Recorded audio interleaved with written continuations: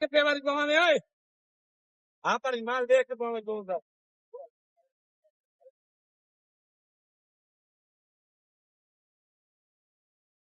अस्सलाम वालेकुम जी, मैं तुहाडा वीर दानिया राई ते अज मैं मौजूद हाँ 19 विहाड़ी रोड मुल्तान। ये तकरीबन 500 मीटर का एरिया जड़ा वा एक टोटा रहिंदा सीगा 19 तो थोड़ा जा पिछे और ये नुकसान भी दे रहा सी आवाम नूं। और नुकसान इस तरह कि अचानक रोड खत्म हो रहा सी ते अगे इन्हां दा स्टाफ या बैरिकेशन टेप भी नहीं सी लगी हुई ते जिस टाइम गड्डियां आंदियां सीगियां अचानक उसते उत्ते उतरदियां सी रोड ते एक्सीडेंट का भी खतरा सी और कुछ लोग डिगे भी ने।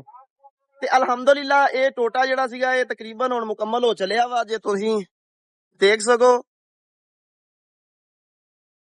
ਇਹ ਸਿਰਫ ਜੀ ਕੋਈ 200 ਮੀਟਰ ਦਾ ਟੋਟਾ ਰਹਿ ਗਿਆ ਵਾ।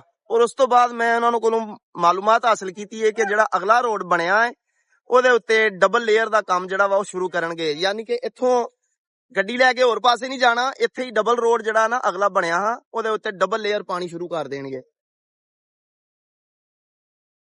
ਤੇ ਫਿਰ ਮਸਲਾ ਰਹਿ ਜਾਏਗਾ ਜੀ ਸਿਰਫ ਪੁਲ ਚੱਠੇ ਵਾਲੇ ਰੋਡ ਦਾ।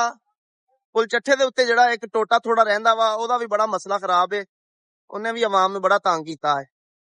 ਤੇ ਇਹ ਜੀ ਅਗਰ ਤੁਸੀਂ ਦੇਖ ਸਕੋ ਤੇ ਇੰਨਾ ਕੁ ਟੋਟਾ ਰਹਿ ਗਿਆ ਤੇ ਇਹ ਹੁਣ ਇਨਸਾਫ ਗ੍ਰਾਮਰ ਸਕੂਲ ਦੇ ਅੱਗੇ ਪਹੁੰਚ ਚੁੱਕੇ ਨੇ।